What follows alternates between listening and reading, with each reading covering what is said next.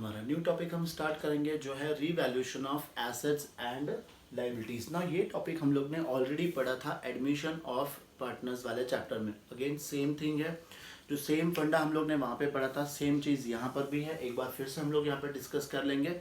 देखो, revaluation of assets and liabilities, इसका मतलब क्या है? बुक्स में हमारे एसेट्स की वैल्यू या तो इंक्रीज होगी या फिर डिक्रीज होगी, और जो लायबिलिटीज की वैल्यू है या तो इंक्रीज होगी या फिर डिक्रीज होगी। नाउ एसेट की वैल्यू अगर बढ़ती है तो हमारे लिए क्या है? ये प्रॉफिट। एसेट की वैल्यू अगर बढ़ेगी तो प्रॉफिट, एसेट की वैल्यू अगर कम होगी तो हमारे लिए क्या है? लॉस। लायबिलिटीज का ऑपोजिट, लायबिलिटीज की वैल्यू अगर बढ़ जाती है तो लायबिलिटीज की वैल्यू बढ़ेगी तो अपने लिए क्या है? ये लॉस। और लायबिलिटीज की वैल्यू अगर कम होगी तो अपने लिए क्या है? ये प्रॉफिट। ठीक है, सबसे पहले तो हमें ये आइडेंटिफाई करना है कि वो हमारे लिए प्रॉफिट है या फिर लॉस है। सेकंड क्या करना है हमें कि हमारे वो रीवैल्यूएशन अकाउंट में इफेक्ट कहाँ जाएगा। रीवैल्यूएशन अकाउंट हमें याद है हम लोग टी शेप में बनाएंगे। इसके डेबिट साइड में हम क्या रिकॉर्ड करते हैं? All loss. और क्रेडिट साइड में हम लोग क्या रिकॉर्ड करते हैं? All profit. तो सिंपल सा रूल, रीवैल्यूएशन अकाउंट का रूल क्या याद रखना है कि अगर हमारा लॉस हो रहा है तो हम कहाँ रिकॉर्ड करेंगे? डेबिट साइड में। और अगर हमारा प्रॉफिट हो रहा है तो हम कहाँ रिकॉर्ड करेंगे? क्रेडिट साइड में। फिर हम क्या करना है? रिवैल्यूएशन अकाउंट को हमें क्लोज करना है। रिवैल्यूएशन अकाउंट को क्लोज करेंगे तो या तो बैलेंस यहाँ पर आएगा या फिर बैलेंस यहाँ पर आएगा। अगर यहाँ पे बैलेंस आता है तो इसे हम क्या कहते हैं? प्रॉफिट। और अगर बैलेंस यहाँ आ रहा है तो इसे हम क्या कहते हैं? Loss. Now this profit and loss is to be divided among कौन से पार्टनर्स? Old partners. हम ये किस में डिवाइड करेंगे? ओल्ड पार्टनर्स में डिवाइड करेंगे। और कौन से रेशो में डिवाइड करना है? ओल्ड रेशो में डिवाइड करना है। बस ये चीज़ें हमें ध्यान रखनी है कि एसेट्स और लायबिलिटीज़ का अगर हम रीवैल्यू करते तो हम इसके में कौन से अकाउंट में लिखेंगे? हम लोग एक स्पेशल अकाउंट ओपन करेंगे जिसको हम कहते हैं रीवैल्यूएशन अकाउंट। इस अकाउंट का दूसरा नाम और क्या है? Profit and loss adjustment account. कोई भी चीज़ को भूलो मत। हम लोग ने एडमिशन में भी ये टॉपिक पढ़ा था, रिटायरमेंट में भी पढ़ रहे हैं, और आगे जो डेथ आएगा उसमें भी हम लोग यही अकाउंट पढ़ेंगे। तो याद रखो, रिवैल्यूएशन ऑफ अकाउंट्स में, रिवैल्यूएशन अकाउंट में हम लोग क्या रिकॉर्ड करते हैं? डेबिट साइड में लॉस और क्रेडिट साइड में हम रिकॉर्ड करते हैं प्रॉफिट। कब प्रॉफिट होगा, कब लॉस होगा, उसके लिए ये रूल याद रखना। करेक्ट। चलो अब इसमें हम क्वेश्चन करेंगे, क्वेश्चन नंबर 24। आंसर नंबर 24 हम स्टार्ट करेंगे। क्वेश्चन तुम्हारा स्क्रीन पे देखो। Sangeeta, Saroj and Shanti are partners sharing profits and losses in the ratio of 5:3. Shanti retired and on the date of her retirement following adjustments were agreed. Now अब एक एक adjustment बढ़ते जाएंगे। अब तुम्हें सिर्फ आइडेंटिफाई करना है कि कौन से एसेट की वैल्यू बढ़ रही है, किस में लॉस हो रहा है, किस में प्रॉफिट हो रहा है, लाइबिलिटीज, वो सब चीज़ देखेंगे। ठीक है, जैसे फर्स्ट एडजस्टमेंट है, the value of furniture is to be increase by 12,000। हमारे फर्नीचर की वैल्यू क्या हो रही है? इंक्रीज हो रही है। एसेट की वैल्यू इंक्रीज हो रही है तो अपने लिए क्या है? ये प्रॉफिट। नाउ देखो, एंट्रीज हमें कैसे पास करनी है। प्रॉफिट हो रहा है तो हम क्या करेंगे? अपने रीवैल्यूएशन अकाउंट को हम करेंगे डेबिट, क्रेडिट, सॉरी, रीवैल्यूएशन का अकाउंट को हम करेंगे क्रेडिट। और किसे हम डेबिट करेंगे? फर्नीचर अकाउंट को। फर्नीचर अकाउंट को डेबिट करेंगे। नो, अमाउंट कितना है? 12,000। तो ये फर्स्ट एंट्री का अमाउंट आ गया अपना 12,000। सेकेंड, रीड करो सेकेंड एंट्री।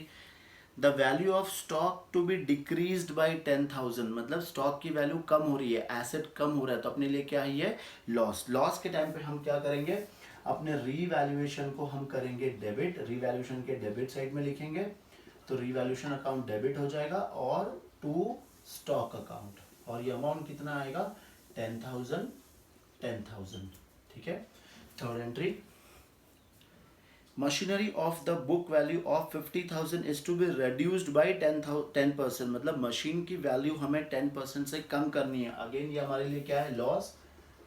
लॉस मतलब रीवैल्यूएशन को हम क्या करेंगे? Debit. So revaluation account debit to machinery account. Machinery का वैल्यू दिया है 50,000 और 50,000 का 10% इज 5,000, तो 5,000 से हम मशीन की वैल्यू कम कर देंगे। फिर नेक्स्ट है D, a provision for doubtful debts at the rate of 5% is to be created on debtors of the book value of 40,000। Debtors की वैल्यू है 40,000 और हमें प्रोविजन क्रिएट करना है 5%, तो ये भी अपने लिए लॉस है। तो लॉस होगा तो हम क्या करेंगे, रीवैल्यूएशन अकाउंट को हम करेंगे डेबिट, और यहाँ पे क्रेडिट कौन सा अकाउंट को करते हैं हम लोग, प्रोविजन फॉर डाउटफुल डेब्ट्स। ठीक है। नाउ डेटर्स की वैल्यू कितनी है, डेटर्स की वैल्यू है 40,000, 40,000 का 5% कितना आ जाएगा 2,000, तो ये एंट्री का अमाउंट आएगा 2,000। फिर नेक्स्ट देखते हैं हम लोग, अनरिकॉर्डेड इन्वेस्टमेंट वर्थ ₹10,000। एक बुक्स में अनरिकॉर्डेड इन्वेस्टमेंट है, तो अनरिकॉर्डेड इन्वेस्टमेंट मतलब अपने बुक्स में एक एसेट आ रहा है, तो एसेट आ रहा है तो अपने लिए प्रॉफिट, प्रॉफिट मतलब हम क्या करेंगे, रीवैल्यूएशन को क्रेडिट करेंगे, तो रीवैल्यूएशन अकाउंट मेरा क्रेडिट हो जाएगा। और यहाँ पे अपने बुक्स में क्या आ रहा है, इन्वेस्टमेंट, तो इन्वेस्टमेंट को हम करेंगे डेबिट। ना अमाउंट ये आ रहा है 10,000। एकदम सिंपल सी एंट्रीज है। फिर next entry, an item of 1,000 included in bills payable is not likely to be claimed, hence should be written back। हमें bills payable में एक आइटम है जो अमाउंट है 1,000, ये हमें पे नहीं करना है, तो ये हमारी लाइबिलिटी कम हो रही है, और अगर हमारी लाइबिलिटी कम हो गई तो हमारे लिए क्या ये प्रॉफिट, तो प्रॉफिट अगेन हम क्या करेंगे, रीवैल्यूएशन अकाउंट को हम करेंगे क्रेडिट, तो डेबिट किसे करेंगे, बिल्स पेएबल अकाउंट।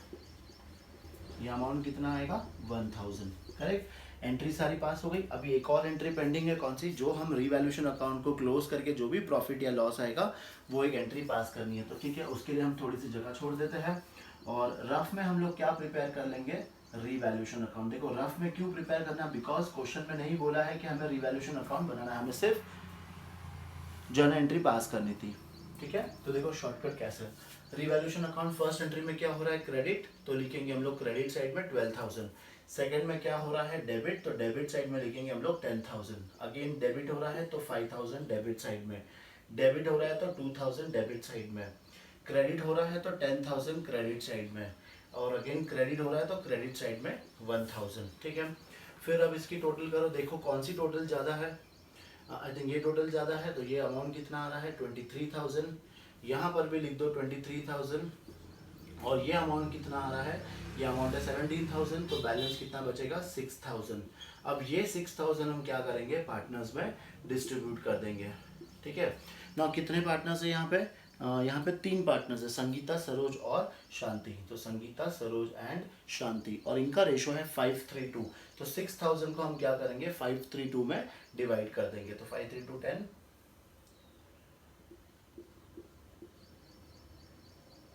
ठीक है, 5, 3 और 2। अब हमें इसकी भी एक और एंट्री पास करनी है, तो ये एंट्री अपनी क्या आएगी, रिवैल्यूएशन के डेबिट साइड में, मतलब रिवैल्यूएशन अकाउंट को हम करेंगे डेबिट, तो रिवैल्यूएशन अकाउंट मेरा हो जाएगा डेबिट, और क्रेडिट हम किसे करेंगे, तीनों पार्टनर्स को, तो तीनों पार्टनर्स के नाम क्या है, एक तो है संगीता कैपिटल, फिर एक है सरोज कैपिटल, तो 2 सरोज कैपिटल, और एक है शांतिज कैपिटल।